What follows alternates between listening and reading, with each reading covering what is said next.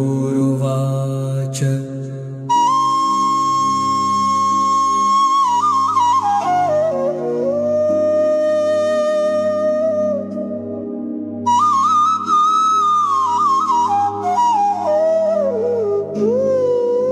अथ ध्यानं प्रवक्ष्यामि शृणु सर्वाङ्गसुन्दर यत्कृतं देवदेवेन ध्यानं हनुमत्प्रियं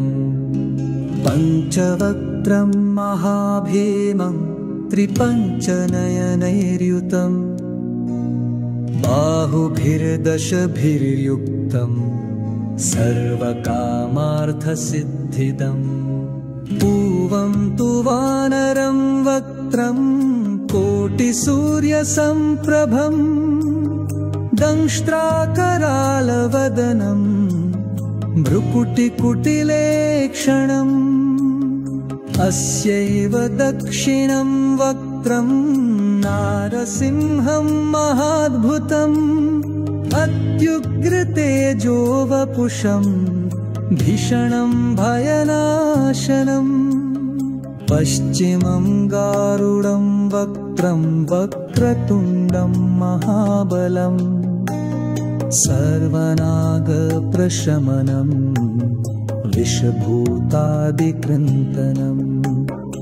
उत्तरं सौकरं वक्त्रं कृष्णदीप्तं नभोपमम्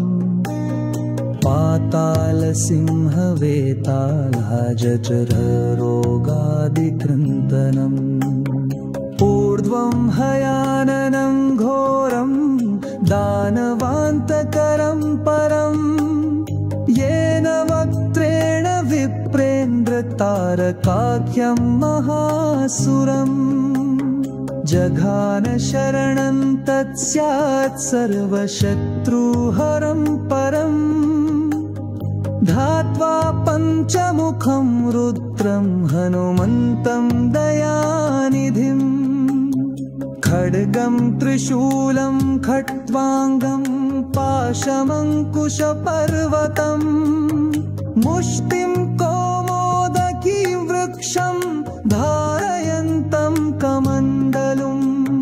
भिन्दिपालं ज्ञानमुद्रां दशभिर्मुनिपुङ्गमम्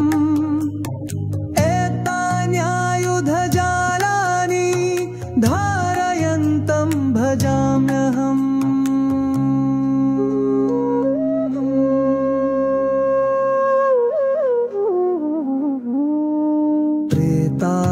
प्रेतासनोपविष्टं तं सर्वाभरणभूषितं दीयमाल्याम्बरधरं व्यग्गगन्धानुलेपनं सर्वाश्चर्यमयं देवं हनुमद्विश्वतोमुखं पञ्चास्यमच्युतं विचित्रवर्णवक्त्रं शोभितम् पीताम्बरमुकुटे शोभिताङ्गं कपिवर्यं पिङ्गाक्षं मनसा स्मरामि सदैव मर्कटेशं महोत्साहं सर्वशत्रुहरं परं शत्रुसंहर मां रक्ष श्रीमन्नापदमुद्धर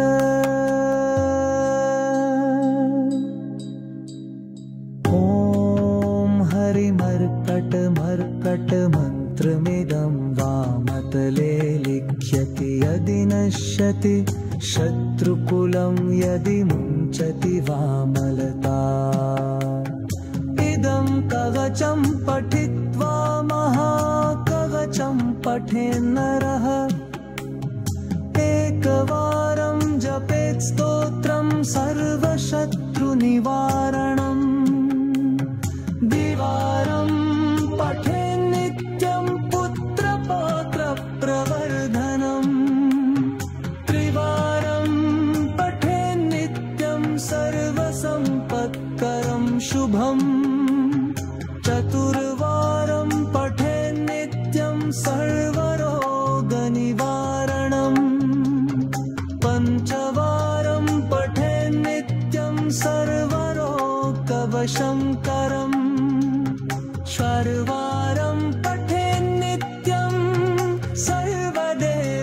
शिवशङ्करं सप्तवारं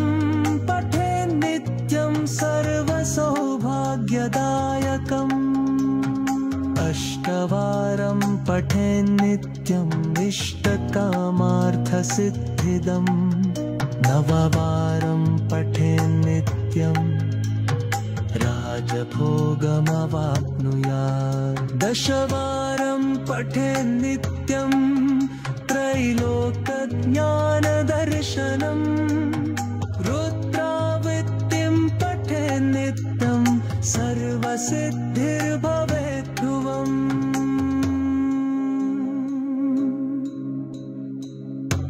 निर्बलो भोगनुत्तश्च महाव्याधिपीडितः कवचस्मरणेन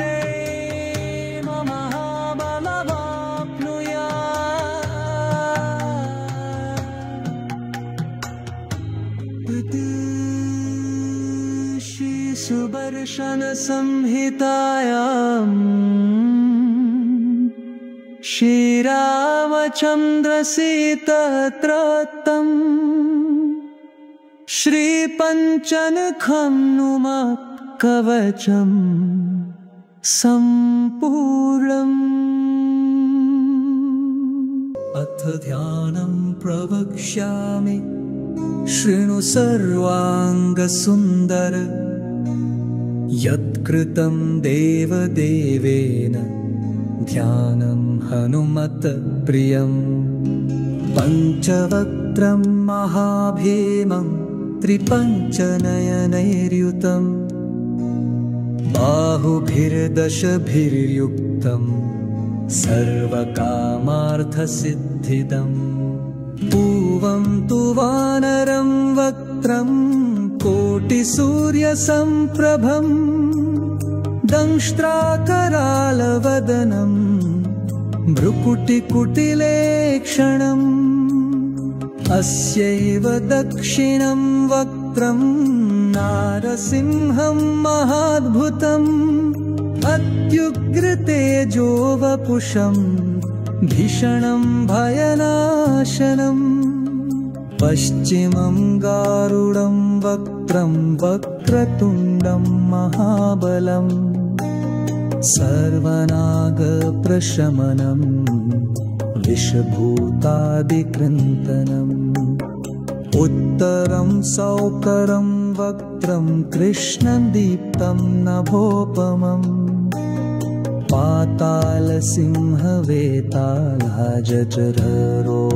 पातालसिंहवेतालजठररोगादिकृन्तनम् ऊर्ध्वं हयाननं घोरं दानवान्तकरं परम्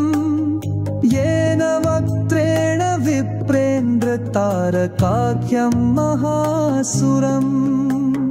जघान शरणं तत्स्यात् सर्वशत्रुहरं परम् धात्वा पञ्चमुखं रुद्रं हनुमन्तं दयानिधिम्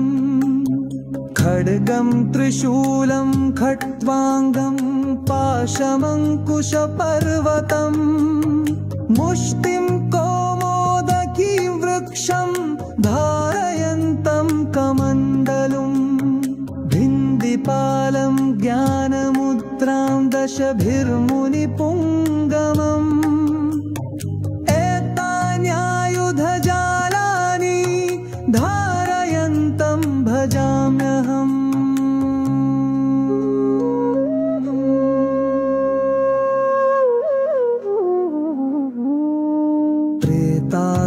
प्रेतासनोपविष्टं तं सर्वाभरणभूषितं दीयमाल्याम्बरधरं व्यग्गगन्धानुलेपनं सर्वाश्चर्यमयं देवं हनुमद्विश्वतोमुखम् पञ्चास्यमच्युतं विचित्रवर्णवक्त्रं शोभितम् पीताम्बरमुकुटे शोभिताङ्गं कपिवर्यं पिङ्गाक्षं मनसा स्मरामि सदैव मर्कटेशं महोत्साहं सर्वशत्रुहरं परं शत्रुसंहर मां रक्ष श्रीमन्नापदमुद्धर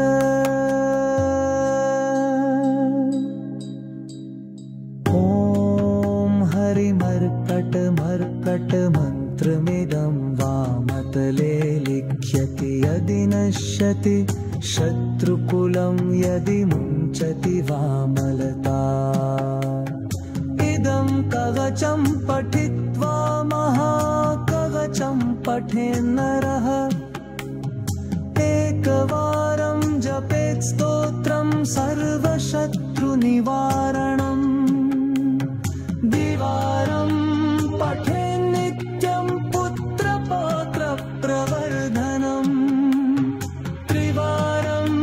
पठेन् नित्यं सर्वसम्पत्करं शुभम्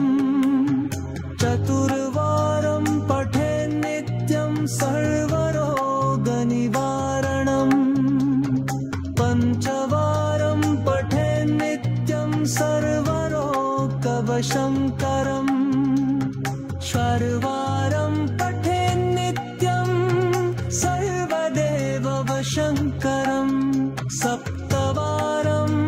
पठेन् नित्यं सर्वसौभाग्यदायकम् अष्टवारं पठेन् नित्यम् इष्टकामार्थसिद्धिदम् नववारं पठेन् नित्यम् राजभोगमवाप्नुयात् दशवारं पठेन् नित्यं त्रैलोक्यज्ञानदर्शनम् रुद्रावृत्तिं पठेन् नित्यं सर्वसिद्धिर्भवेत् ध्रुवम्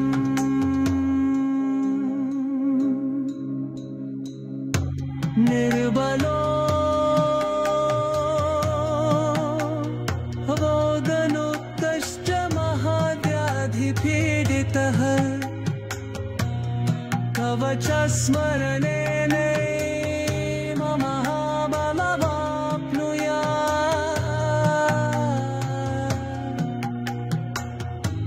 महाबलमाप्नुयात् श्रीसुदर्शनसंहितायाम्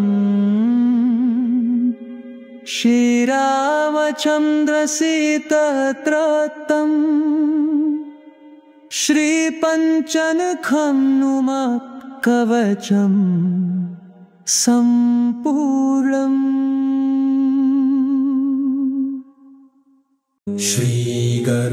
श्रीगरुरुवाच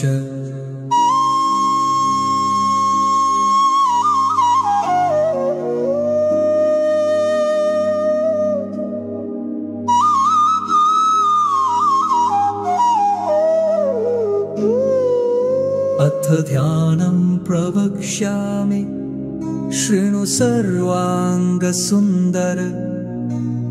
यत्कृतं देवदेवेन ध्यानं हनुमत्प्रियम् पञ्चवक्त्रं महाभीमं त्रिपञ्चनयनैर्युतं बाहुभिर्दशभिर्युक्तम्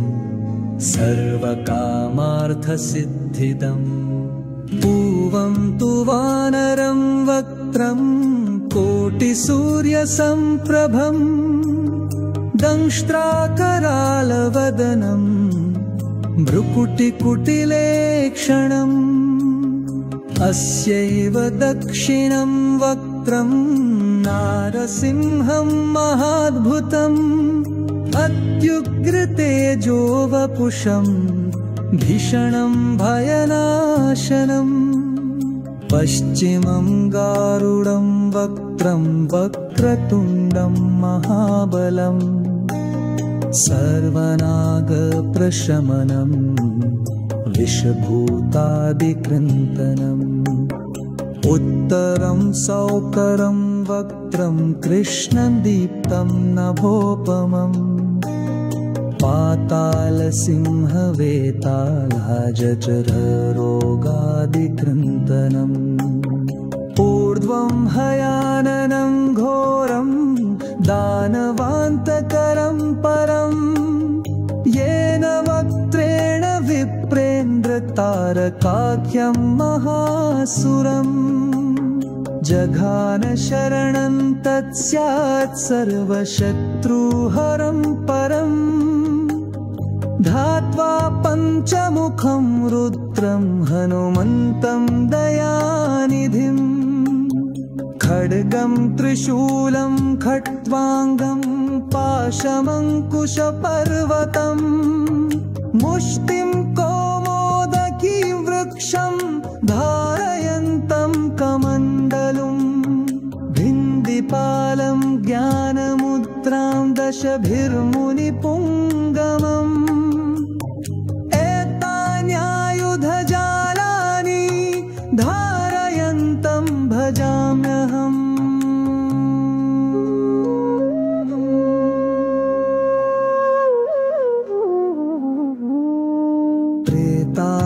प्रेतासनोपविष्टं तं सर्वाभरणभूषितं दीयमाल्याम्बरधरं व्यग्गगन्धानुलेपनं सर्वाश्चर्यमयं देवं हनुमद्विश्वतोमुखं पञ्चास्यमच्युतं विचित्रवर्णवक्त्रं शोभितं पीताम्बरमुकुटे शोभिताङ्गं कपिवर्यं पिङ्गाक्षं मनसा स्मरामि सदैव मर्कटेशं महोत्साहं सर्वशत्रुहरं परं शत्रुसंहर मां रक्ष श्रीमन्नापदमुद्धर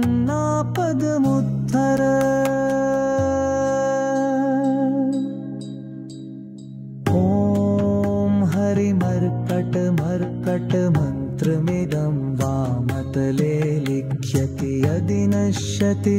शत्रुकुलं यदि मुञ्चति वामलता इदं कवचं पठित्वा महाकवचं पठेन्नरः एकवारं जपेत् स्तोत्रं सर्वशत्रुनिवारणम् द्विवारं पठेन्नित्यं पुत्रपौत्रप्रवर्धनम् त्रिवारं पठेन्नित्यं सर्वसम्पत्करं शुभम् चतुर्वारं पठेन्नित्यं सर्वरोगनिवारणम् पञ्चवारं पठेन्नित्यं सर्वरोगवशङ्करम् षड्वारं पठेन्नित्यं सर्वदेववशङ्करम् सप्तवारं पठेन्नित्यं सर्वसौभाग्यदायकम् अष्टवारं पठेन्नित्यम् इष्टकामार्थसिद्धिदम् नववारं पठेन्नित्यम् राजभोगमवाप्नुयात् दशवारं पठेन्नित्यं त्रैलोक्यज्ञानदर्शनम् रुद्रावृत्तिं पठेन्नित्यं सर्वसिद्धिर्भवेत् ध्रुवम्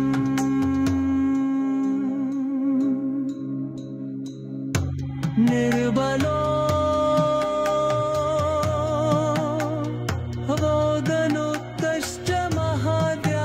पीडितः कवचस्मरणेन महाबलमाप्नुयात्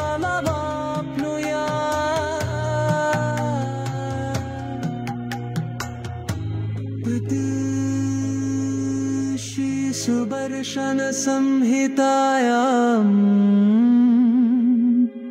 श्रीरामचन्द्रसीतत्रतम् श्रीपञ्चनखं नुमः कवचं सम्पूर्णम्। अथ ध्यानं प्रवक्ष्यामि शृणु सर्वाङ्गसुन्दर यत्कृतं देवदेवेन ध्यानं हनुमत्प्रियम् पञ्चवक्त्रं महाभीमं त्रिपञ्चनयनैर्युतं बाहुभिर्दशभिर्युक्तं सर्वकामार्थसिद्धिदम् पूवं तु वानरं वक्त्रं कोटिसूर्यसम्प्रभं दंष्ट्राकरालवदनं भ्रुकुटिकुटिलेक्षणम् अस्यैव दक्षिणं वक्त्रं नारसिंहं महाद्भुतम् अत्युग्रतेजोवपुषं भीषणं भयनाशनम् पश्चिमं गारुडं वक्त्रं वक्रतुण्डं महाबलम् सर्वनागप्रशमनं विषभूतादिकृन्तनम् उत्तरं सौकरं वक्त्रं कृष्णं दीप्तं नभोपमम्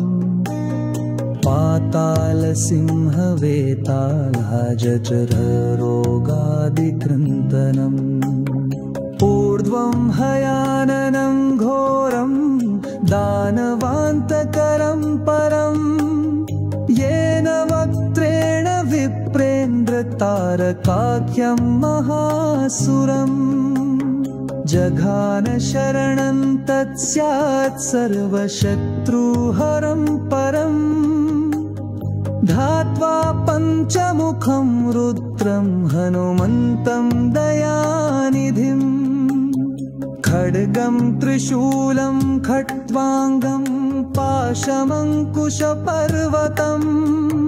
मुष्टिं कौमोदकी वृक्षं धारयन्तं कमण्डलुं भिन्दिपालं ज्ञानमुद्रां दशभिर्मुनिपुङ्गमम् एतान्यायुधजालानि धारयन्तं भजाम्यहम्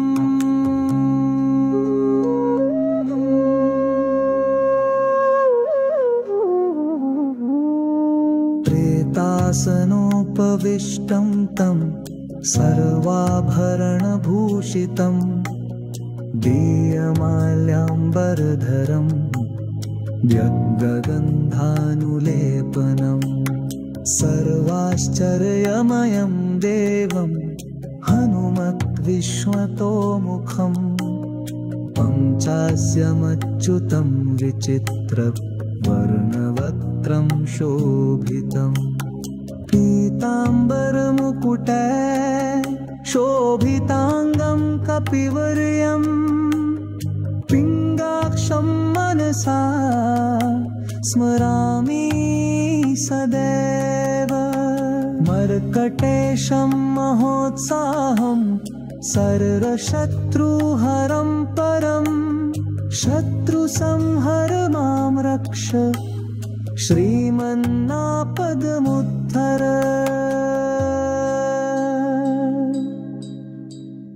ॐ हरिमर्कटमर्कटमन्त्रमिदं वामतले लिख्यति यदि नश्यति शत्रुकुलं यदि मुञ्चति वामलता इदं कवचं पठित्वा महाकवचं पठेन्नरः एकवारं जपेत् स्तोत्रं सर्वशत्रुनिवारणम् द्विवारं पठेन्नित्यं पुत्रपौत्रप्रवर्धनम् त्रिवारं पठेन्नित्यं सर्वसम्पत्करं शुभम् चतुर्वारं पठेन्नित्यं सर्वरोगनिवारणम् पञ्चवारं पठेन्नित्यं सर्वरोगवशङ्करम् षड्वारं पठेन्नित्यं सर्वदेववशङ्करम् सप्तवारं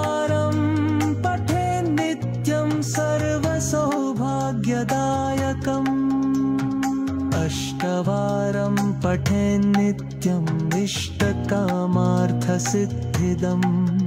नववारं पठेन्नित्यम् राजभोगमवाप्नुयात् 10वारं पठेन्नित्यम् त्रैलोक्यज्ञानदर्शनम् रुद्रावृत्तिं पठेन्नित्यम् सर्वसिद्धिर्भवेत् ध्रुवम्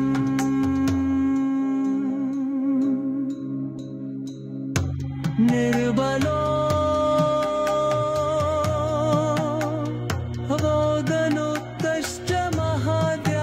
पीडितः कवचस्मरणेन महाबलमाप्नुयात्।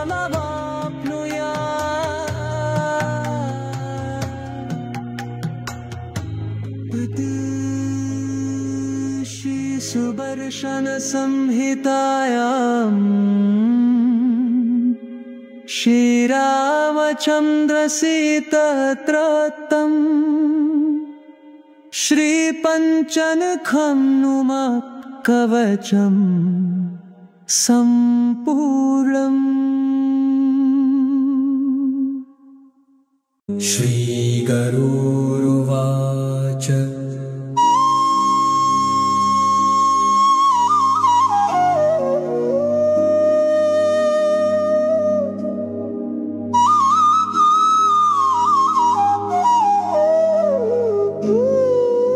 अथ ध्यानं प्रवक्ष्यामि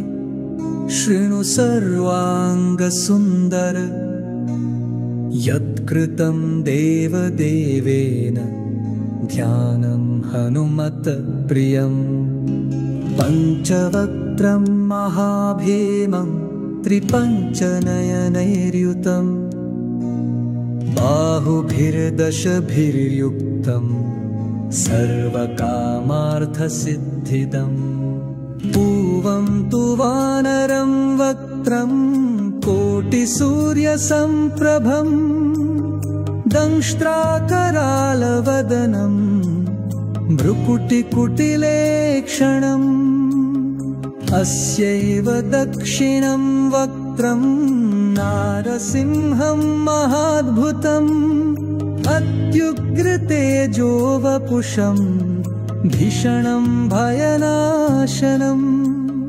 पश्चिमं गारुडं वक्त्रं वक्रतुण्डं महाबलम् सर्वनागप्रशमनं विषभूतादिकृन्तनम् उत्तरं सौकरं वक्त्रं कृष्णदीप्तं नभोपमम् पातालसिंहवेतालजठररोगादिकृन्तनम् ऊर्ध्वं हयाननं घोरं दानवान्तकरं परम् येन वक्त्रेण विप्रेन्द्रतारकाख्यं महासुरम् जघान शरणं तत्स्यात् सर्वशत्रुहरं परम् धात्वा पञ्चमुखं रुद्रं हनुमन्तं दयानिधिम् खड्गं त्रिशूलं खट्वाङ्गं पाशमङ्कुशपर्वतम् मुष्टिं कौमोदकी वृक्षं धारयन्तं कमण्डलुम् भिन्दिपालं ज्ञानमुद्रां दशभिर्मुनिपुङ्गमम् एतान्यायुधजालानि धारयन्तं भजाम्यहम्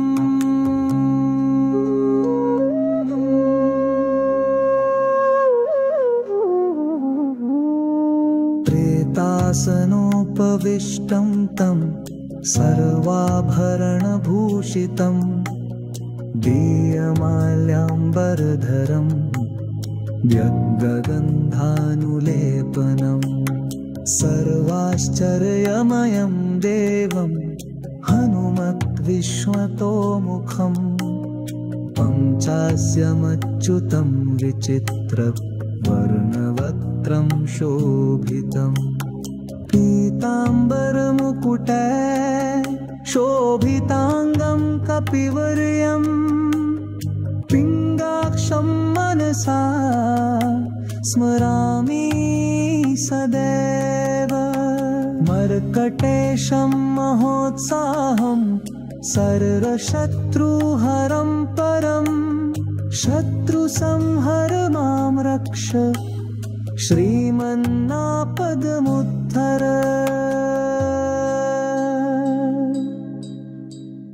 ॐ हरिमर्कटमर्कटमन्त्रमिदं वामतले लिख्यति यदि नश्यति शत्रुकुलं यदि मुञ्चति वामलता इदं कवचं पठित्वा महाकवचं पठेन्नरः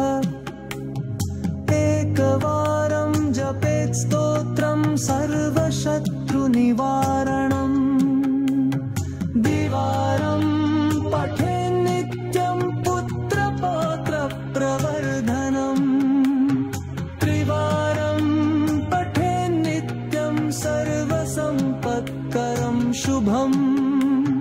चतुर्वारं पठेन्नित्यं सर्वरोगनिवारणम् पञ्चवारं पठेन्नित्यं सर्वरोगवशङ्करम् षड्वारं पठेन्नित्यं सर्वदेववशङ्करम् सप्तवारं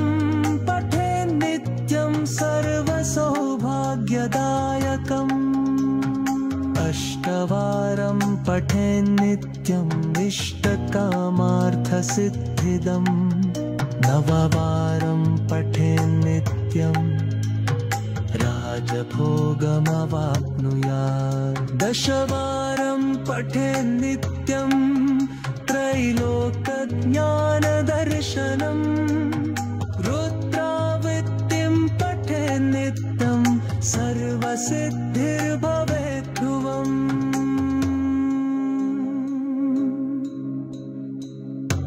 निर्बलो भोगनुत्तश्च महाव्याधिपीडितः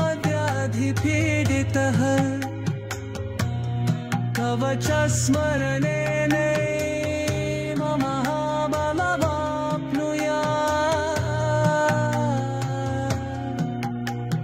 महाबलमाप्नुयात् श्रीसुदर्शनसंहितायाम्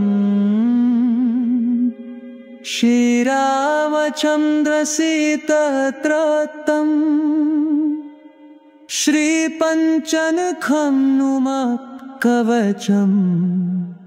सम्पूर्णम् अथ ध्यानं प्रवक्ष्यामि शृणु सर्वाङ्गसुन्दर यत्कृतं देवदेवेन ध्यानं हनुमत्प्रियम् पञ्चवक्त्रं महाभीमं त्रिपञ्चनयनैर्युतं बाहुभिर्दशभिर्युक्तं सर्वकामार्थसिद्धिदम् पूवं तु वानरं वक्त्रं कोटिसूर्यसम्प्रभम् दंष्ट्राकरालवदनं भ्रुकुटिकुटिलेक्षणम् अस्यैव दक्षिणं वक्त्रं नारसिंहं महाद्भुतम् अत्युग्रतेजो वपुषं भीषणं भयनाशनम् पश्चिमं गारुडं वक्त्रं वक्रतुण्डं महाबलम् सर्वनागप्रशमनम् विषभूतादिकृन्तनम् उत्तरं सौकरं वक्त्रं कृष्णदीप्तं नभोपमम्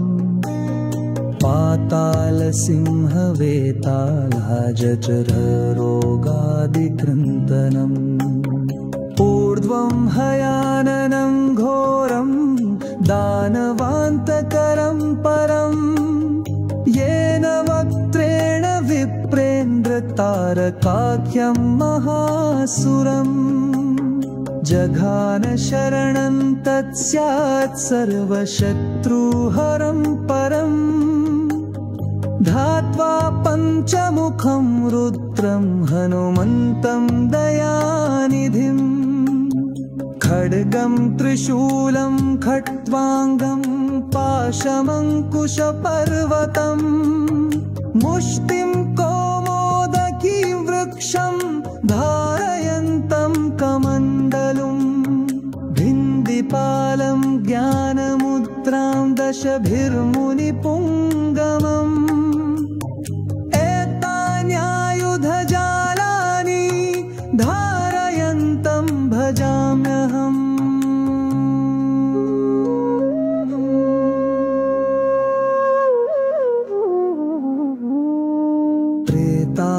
प्रेतासनोपविष्टं तं सर्वाभरणभूषितं दीयमाल्याम्बरधरं व्यग्गगन्धानुलेपनं सर्वाश्चर्यमयं देवं हनुमद्विश्वतोमुखं पञ्चास्यमच्युतं विचित्रवर्णवक्त्रं शोभितम् पीताम्बरमुकुटे शोभिताङ्गं कपिवर्यं पिङ्गाक्षं मनसा स्मरामि सदैव मर्कटेशं महोत्साहं सर्वशत्रुहरं परम् शत्रुसंहर मां रक्ष श्रीमन्नापदमुत्थर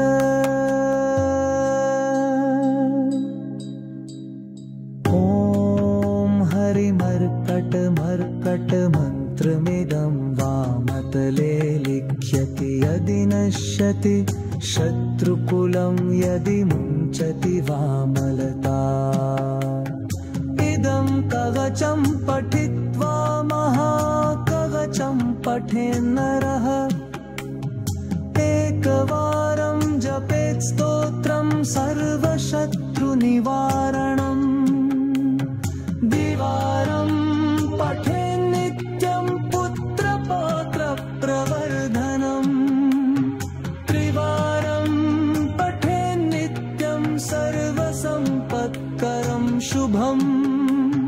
चतुर्वारं पठेन्नित्यं सर्वरोगनिवारणम्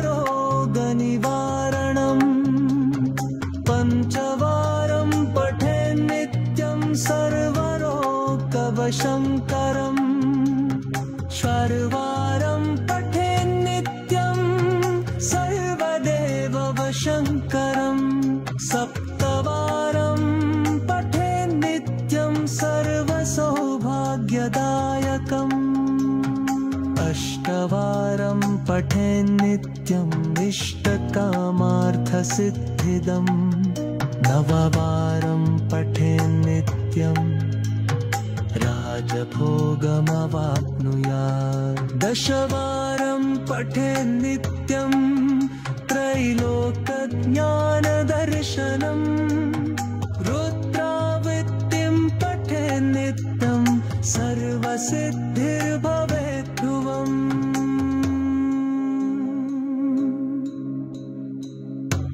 निर्बलो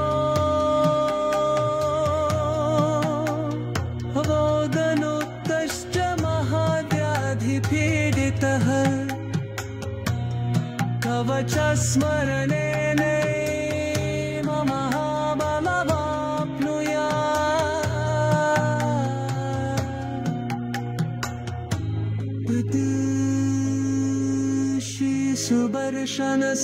श्रीसुदर्शनसंहितायाम्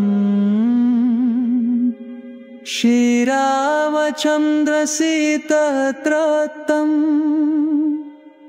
श्रीपञ्चनखं नुमः कवचं सम्पूर्णम्।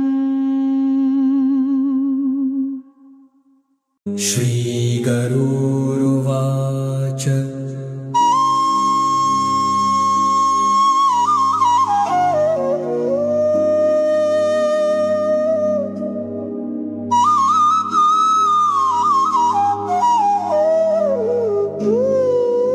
अथ ध्यानं प्रवक्ष्यामि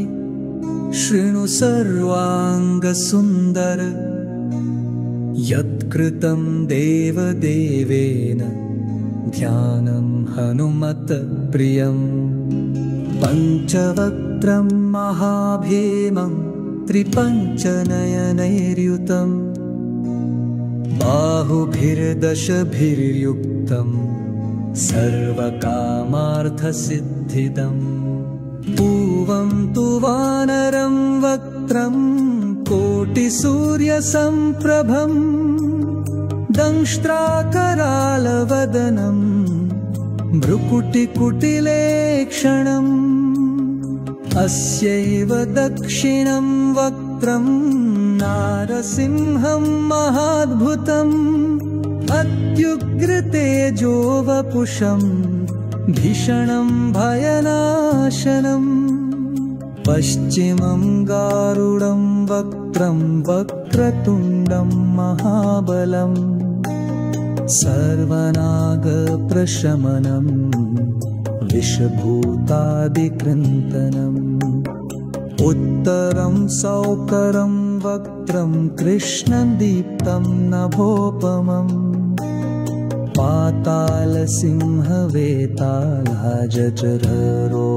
पातालसिंहवेतालजठररोगादिकृन्तनम् ऊर्ध्वं हयाननं घोरं दानवान्तकरं परम् येन वक्त्रेण विप्रेन्द्रतारकाख्यं महासुरम् जघान शरणं तत्स्यात् सर्वशत्रुहरं परम् धात्वा पञ्चमुखं रुद्रं हनुमन्तं दयानिधिम् खड्गं त्रिशूलं खट्वाङ्गं पाशमङ्कुशपर्वतम् मुष्टिं कौमोदकी वृक्षं धारयन्तं कमण्डलुम् भिन्दिपालं ज्ञानमुद्रां दशभिर्मुनिपुङ्गमम् एतान्यायुधजालानि धारयन्तं भजाम्यहम्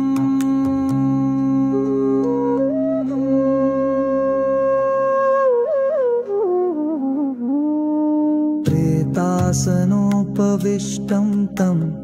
सर्वाभरणभूषितं दीयमाल्याम्बरधरं व्यग्गगन्धानुलेपनं सर्वाश्चर्यमयं देवं हनुमद्विश्वतोमुखम् पञ्चास्यमच्युतं विचित्रवर्णवक्त्रं शोभितम् पीताम्बरमुकुटे शोभिताङ्गं कपिवर्यम् पिङ्गाक्षं मनसा स्मरामि सदैव मर्कटेशं महोत्साहं सर्वशत्रुहरं परम् शत्रुसंहर मां रक्ष श्रीमन्नापदमुद्धर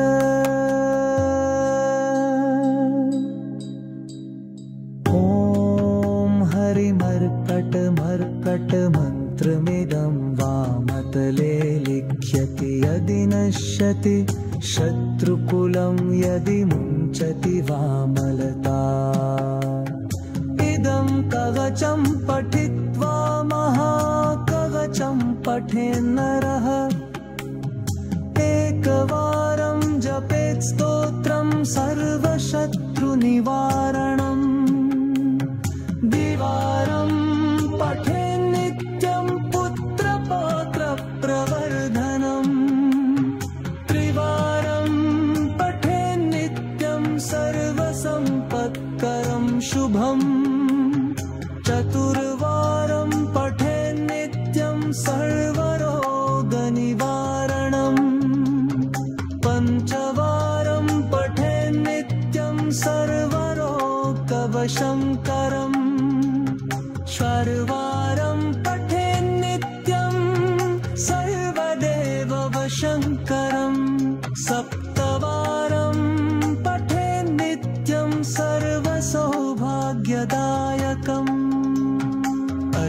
नववारं पठेन्नित्यम् इष्टकामार्थसिद्धिदम् नववारं पठेन्नित्यम् राजभोगमवाप्नुयात् दशवारं पठेन्नित्यम्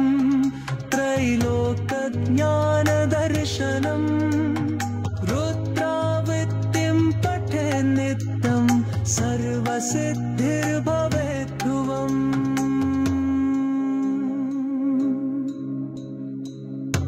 निर्बलो भोगनुक्तश्च महाव्याधिपीडितः कवचस्मरणेन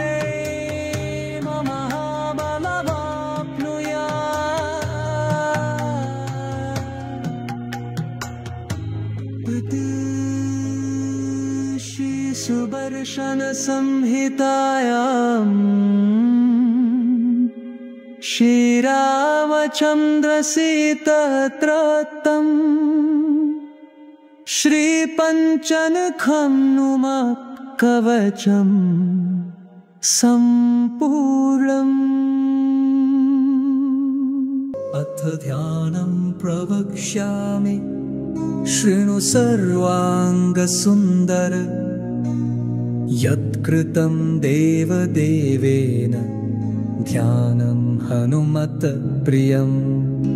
पञ्चवक्त्रं महाभीमं त्रिपञ्चनयनैर्युतं बाहुभिर्दशभिर्युक्तं सर्वकामार्थसिद्धिदम् पूवं तु वानरं वक्त्रं कोटिसूर्यसम्प्रभम् दंष्ट्राकरालवदनं भ्रुकुटिकुटिलेक्षणम् अस्यैव दक्षिणं वक्त्रं नारसिंहं महाद्भुतम् अत्युग्रतेजोवपुषम् भीषणं भयनाशनम् पश्चिमं गारुडं वक्त्रं वक्रतुण्डं महाबलम् सर्वनागप्रशमनं विषभूतादिकृन्तनम् उत्तरं सौकरं वक्त्रं कृष्णदीप्तं नभोपमम् पातालसिंहवेतालजठररोगादिकृन्तनम् ऊर्ध्वं हयाननं घोरं दानवान्तकरं परम् येन वक्त्रेण विप्रेन्द्रतारकाख्यं महासुरम् जघान शरणं तत्स्यात् सर्वशत्रुहरं परम् धात्वा पञ्चमुखं रुद्रं हनुमन्तं दयानिधिम् खड्गं त्रिशूलं खट्वाङ्गं पाशमङ्कुशपर्वतम् मुष्टिं कौमोदकी वृक्षं धारयन्तं कमण्डलुम् भिन्दिपालं ज्ञानमुद्रां दशभिर्मुनिपुङ्गमम् एतान्यायुधजालानि धारयन्तं भजाम्यहम्।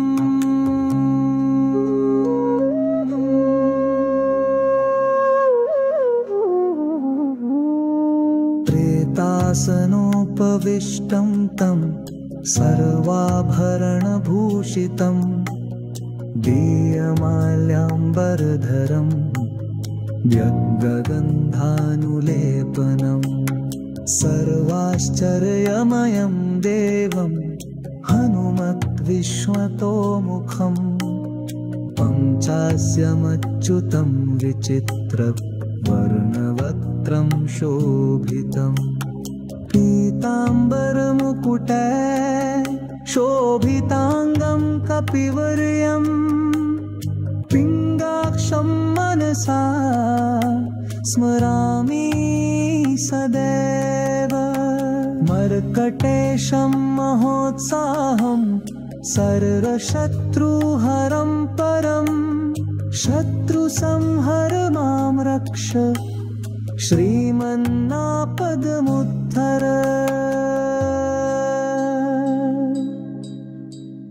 ॐ हरिमर्कटमर्कटमन्त्रमिदं वामतले लिख्यति यदि नश्यति शत्रुकुलं यदि मुञ्चति वामलता इदं कवचं पठित्वा महाकवचं पठेन्नरः एकवारं जपेत् स्तोत्रं सर्वशत्रुनिवारणम् द्विवारं पठेन्नित्यं पुत्रपौत्रप्रवर्धनम् त्रिवारं पठेन्नित्यं सर्वसम्पत्करं शुभम् चतुर्वारं पठेन्नित्यं सर्वरोगनिवारणम् पञ्चवारं पठेन्नित्यं सर्वरोगवशङ्करम् षड्वारं पठेन्नित्यं सर्वदेववशङ्करम् सप्तवारं पठेन्नित्यं सर्वसौभाग्यदायकम् अष्टवारं पठेन्नित्यम् इष्टकामार्थसिद्धिदम् नववारं पठेन्नित्यं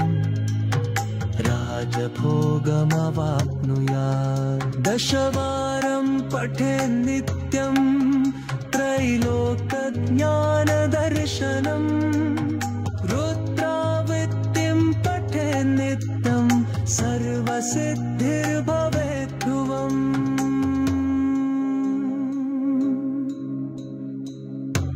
निर्बलो भोगनुत्तश्च महाव्याधिपीडितः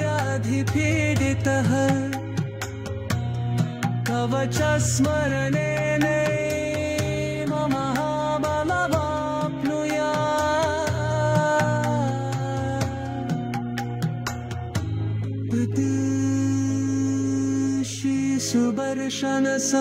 श्रीसुदर्शनसंहितायाम्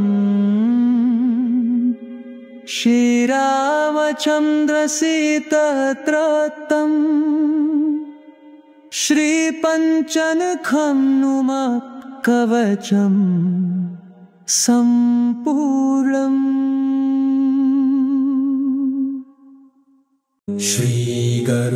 श्रीगरुरुवाच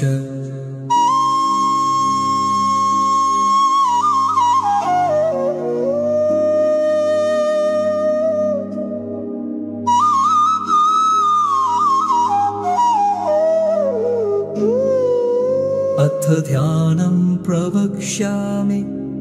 शृणु सर्वाङ्गसुन्दर यत्कृतं देवदेवेन ध्यानं हनुमत्प्रियम् पञ्चवक्त्रं महाभीमं त्रिपञ्चनयनैर्युतं बाहुभिर्दशभिर्युक्तम् सर्वकामार्थसिद्धिदम् पूवं तु वानरं वक्त्रं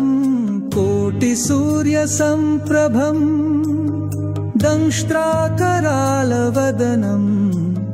भ्रुकुटिकुटिलेक्षणम् अस्यैव दक्षिणं वक्त्रं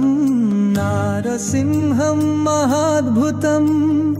अत्युग्रतेजोवपुषं भीषणं भयनाशनम् पश्चिमं गारुडं वक्त्रं वक्रतुण्डं महाबलम् सर्वनागप्रशमनं विषभूतादिकृन्तनम् उत्तरं सौकरं वक्त्रं कृष्णदीप्तं नभोपमम्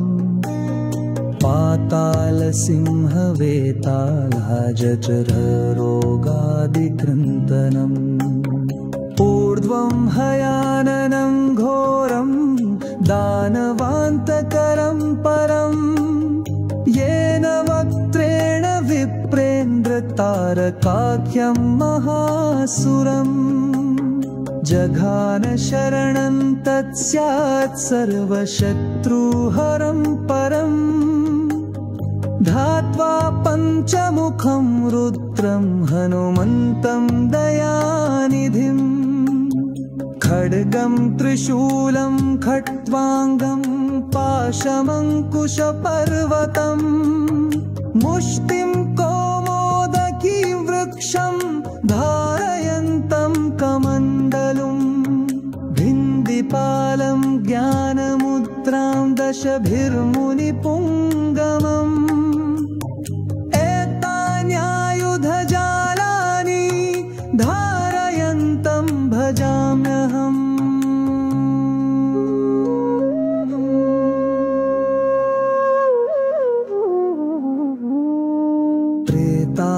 प्रेतासनोपविष्टं तं सर्वाभरणभूषितं दीयमाल्याम्बरधरं व्यग्गगन्धानुलेपनं सर्वाश्चर्यमयं देवं हनुमद्विश्वतोमुखं पञ्चास्यमच्युतं विचित्रवर्णवक्त्रं शोभितं पीताम्बरमुकुटे शोभिताङ्गं कपिवर्यं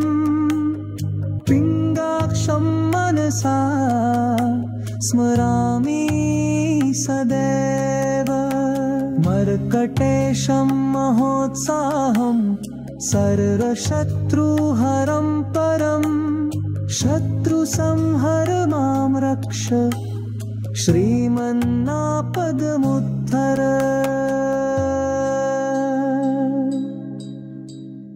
ॐ हरिमर्कटमर्कटमन्त्रमिदं वामतले लिख्यति यदि नश्यति शत्रुकुलं यदि मुञ्चति वामलता इदं कवचं पठित्वा महाकवचं पठेन्नरः एकवारं जपेत् स्तोत्रं सर्वशत्रुनिवारणम् द्विवारं पठेन्नित्यं पुत्रपौत्रप्रवर्धनम् त्रिवारं पठेन्नित्यं सर्वसम्पत्करं शुभम् चतुर्वारं पठेन्नित्यं सर्वरोगनिवारणम् पञ्चवारं पठेन्नित्यं सर्वरोगवशङ्करम् षड्वारं पठेन्नित्यं सर्वदेववशङ्करम् सप्तवारं पठेन्नित्यं सर्वसौभाग्यदायकम् अष्टवारं पठेन्नित्यम् इष्टकामार्थसिद्धिदम् नववारं पठेन्नित्यं राजभोगमवाप्नुयात् दशवारं पठेन्नित्यं त्रैलोक्यज्ञानदर्शनम् रुद्रावृत्तिं पठेन्नित्यं सर्वसिद्धिर्भवेत् ध्रुवम्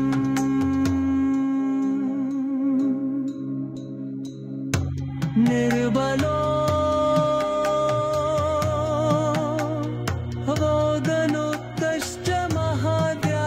पीडितः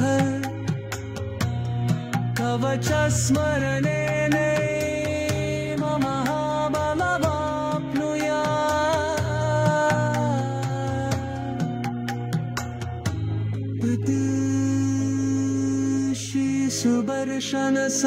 श्रीसुदर्शनसंहितायाम् श्रीरामचन्द्रसीतत्रतम् श्रीपञ्चनखं नुमः कवचं सम्पूर्णम्।